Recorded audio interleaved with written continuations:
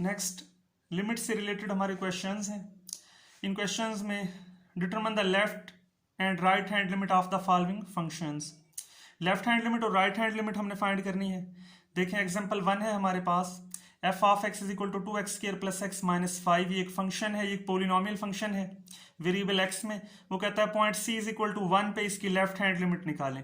तो ये देखें लेफ्ट हैंड लिमिट का जो मैंने आपको फार्मूला बताया था, पॉइंट 1 पे लेफ्ट हैंड लिमिट का मतलब है कि जब x की वैल्यू पॉइंट 1 को लेफ्ट साइड से अप्रोच करेगी।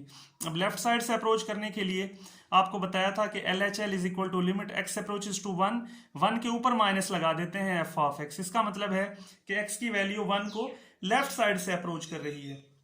तो हम चेक करेंगे कि फंक्शन की वैल्यू किस पॉइंट को अप्रोच करेगी। अब हमारे पास फंक्शन है, इस फंक्शन की जगह इसकी वैल्यू पुट कर देंगे। फंक्शनल वैल्यू जो है 2x square plus x minus 5। X approaches to 1, left side से अप्रोच कर रहा है एक्स अप्रोचेस टू 1 को। तो देखते हैं ये वैल्यू किसको अप्रोच करती है।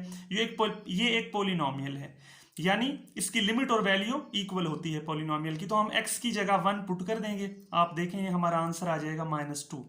अब हम इसकी राइट हैंड लिमिट फाइंड करेंगे। राइट हैंड लिमिट के लिए इसका वही मेथड है लिखने का, लिमिट x अप्रोचेस टू 1 के ऊपर प्लस का साइन लगाते हैं, ये लाजमी है f ऑफ x। यानी हम चेक करेंगे कि जब x की वैल्यू 1 को राइट साइड से अप्रोच कर रही है तो फंक्शन की वैल्यू किस पॉइंट को अप्रोच कर रही है। तो अब हम f ऑफ x की जगह उसकी फंक्शनल जो एक्सप्रेशन है वो लिखेंगे। अब यहाँ पे x की वैल्यू 1 को राइट साइड से अप्रोच कर रही है 1 की तरफ, तो x की जगह हम यहाँ 1 पुट करेंगे। तो देखें हमारा आंसर -2 आ गया। तो यहाँ से हमारी जो लेफ्ट हैंड लिमिट है वो निकली है -2 और जो राइट हैंड लिमिट है हमारी वो निकली है -2।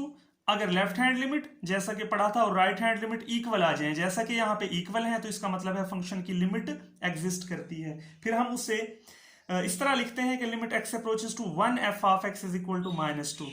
जब एज ए होल लिमिट की बात करेंगे तो यहाँ पे प्लस और माइनस का साइन खत्म हो जाएगा, क्योंकि दोनों इक्वल हैं, लेफ्ट हैंड लिमिट भी और राइट हैंड लिमिट भी। तो इस वजह से जो फंक्शन की लिमिट है वो 1 पे एग्जिस्ट करती है और वो -2 है। एग्जांपल नंबर 2 देखेंगे। एग्जांपल नंबर 2 में ये फंक्शन है हमारा f of x equal to x square minus 9 over x minus 3। वो कहता है पॉइंट -3 पे आपने इसकी लेफ्ट हैंड लिमिट और राइट हैंड लिमिट फाइंड करनी है। तो देखें लेफ्ट हैंड लिमिट का वही एक्सप्रेशन है लिखने के लिए सेम, कि left hand limit x approaches to -3 के ऊपर माइनस का साइन लगा दिया।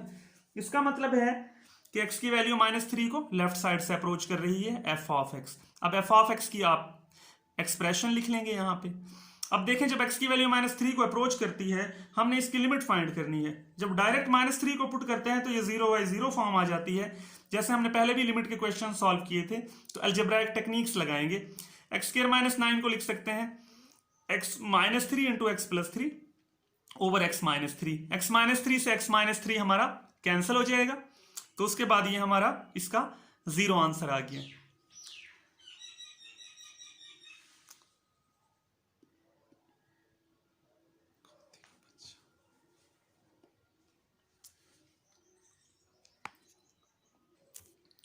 इसी तरह राइट हैंड लिमिट हम फाइंड करेंगे। लिमिट x अप्रोचेस टू -3 के ऊपर प्लस का साइन लगाएंगे f ऑफ x, यानी x की वैल्यू जब -3 को राइट साइड से अप्रोच कर रही है तो चेक करेंगे फंक्शन की वैल्यू किस पॉइंट को अप्रोच करती है।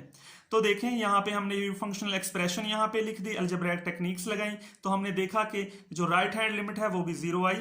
तो यहाँ से हमारी लेफ्ट हैंड लिमिट भी 0 है और राइट हैंड लिमिट भी 0 है। तो इसका मतलब है लिमिट ऑफ द फंक्शन जो है -3 पे एग्जिस्ट करती है और लिमिट जो है x approaches to -3 f of x हमारी यहाँ पे 0 आ गई है।